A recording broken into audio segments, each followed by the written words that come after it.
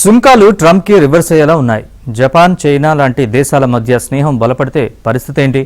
America market లేకపోతే Asia దేశాలు బతకలేవా? ఒకవైపు సుంకాలు అంటూనే మళ్లీ చర్చలకు ఎందుకు అమెరికా పాకులాడుతోంది?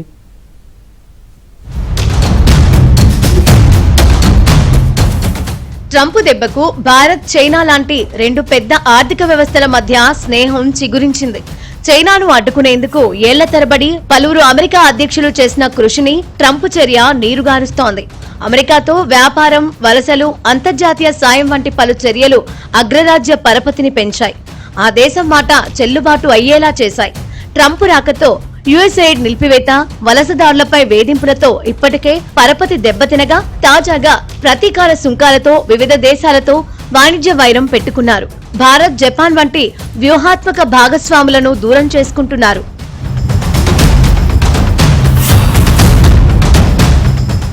గతంలో ట్రంప్ ప్రభుత్వంతో మంచి సంబంధాలు నెర్పిన రష్యా చమురు కొనుగోళ్లను బూచీగా చూపి భారత్పై ఆంక్షలు విధించడం మోదీ సర్కార్ను షాక్ కు గురిచేసింది. ఈ చర్యలు భారత్లోని చాలా రంగాలపై ప్రతికూల ప్రభావం చూపనుండటంతో తక్షణమే బీజింగ్తో సంబంధాన్ని బలోపేతం చేసుకోవడంపై దృష్టి సారించాల్సి వచ్చింది.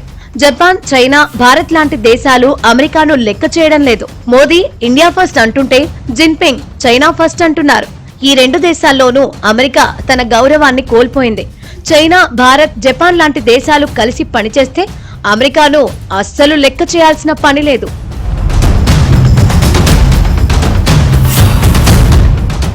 మేక్ ఇన్ ఇండియా కోసం కలిసి రావాలంటూ మోదీ ఇప్పటికే పిలుపునిచ్చారు. జపాన్ సెమీకండక్టర్ల పరిశ్రమల నుంచి స్టార్టప్ల వరకు జపాన్ భారత్ కు అత్యంత కీలక భాగస్వామిగా ఉందని ప్రధాని పేర్కొన్నారు. జపాన్ సంస్థలు భారత్ లో $40 బిలియన్ పైగా పెట్టుబడులు పెట్టాయని గుర్తు చేశారు. 80% కంపెనీలు భారత్ లో తమ సంస్థలను విస్తరించాలని కోరుకుంటున్నాయి.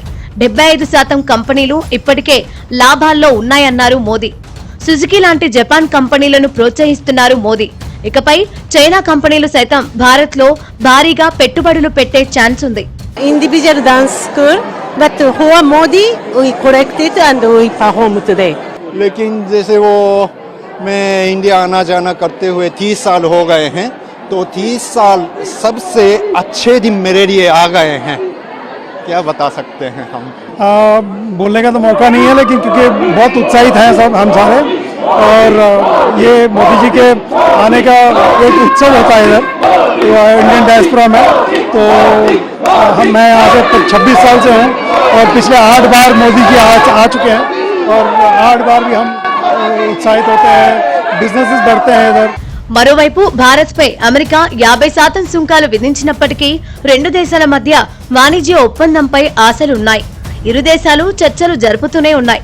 భారత్, అమెరికా మధ్య సంబంధాలు సంక్లిష్టంగా ఉన్నప్పటికీ రెండు దేశాల మధ్య ఏకాభిప్రాయానికి ఇంకా అవకాశం ఉందని అమెరికా ప్రకటించింది. ఈ ఏడాది చివరి నాటికి ద్వైపాక్షిక వాణిజ్య ఒప్పందంపై సంతకాలు చేసే ఛాన్స్ లేకపోలేదు. తమ వ్యవసాయ ఉత్పత్తులను కొనుగోలు చేయాలని, తమ మధ్య తరహా కార్లకు మార్కెట్ తెరవాలని అమెరికా కోరుకుంది. అయితే భారత్ దానికి సిద్ధంగా లేదు. భారతదేశం అమెరికాతో కోల్పోతుందో ఈ టారిఫ్ల వల్ల చాలా పెద్ద ఎత్తున మన వ్యాపారం కోల్పోతాం. దాన్ని పూడ్చుకునే దానిలో భాగంగా ఈరోజు రష్యా పర్యటనలు, అమెరికా, చైనాతో వాణిజ్య ఒప్పందాలు జరిగే అవకాశం ఉంది. ఎదురు చూస్తున్నారు అందరూ ఏం జరుగుతుందని.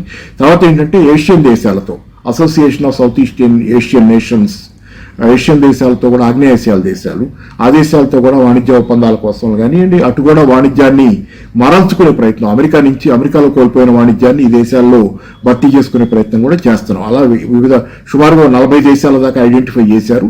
ఆ 40 దేశాలకి కొత్తగా ఎగుమతులు పెంచుకునే అవకాశాలు ఉన్నాయనేది అమెరికా దగ్గర పడుతున్నటువంటి గండి ఏదైతే ఉందో ఎగుమతులకి, దాన్ని ఇతర చోట్ల 40 దేశాలను ఐడెంటిఫై చేసి అక్కడ పూర్చుకునే ప్రయత్నం చేయాలనేది జరుగుతుంది. భారత్ పై సుంకాల కారణంగా అమెరికన్ మార్కెట్లో వస్తువుల ధరలు పెరుగుతాయి. ద్రవ్యోల్బణ నియంత్రణకు డొనాల్డ్ ట్రంప్ చేస్తున్న ప్రయత్నాలకు ఇది పెద్ద ఎదురుదెబ్బ కాబోతోంది.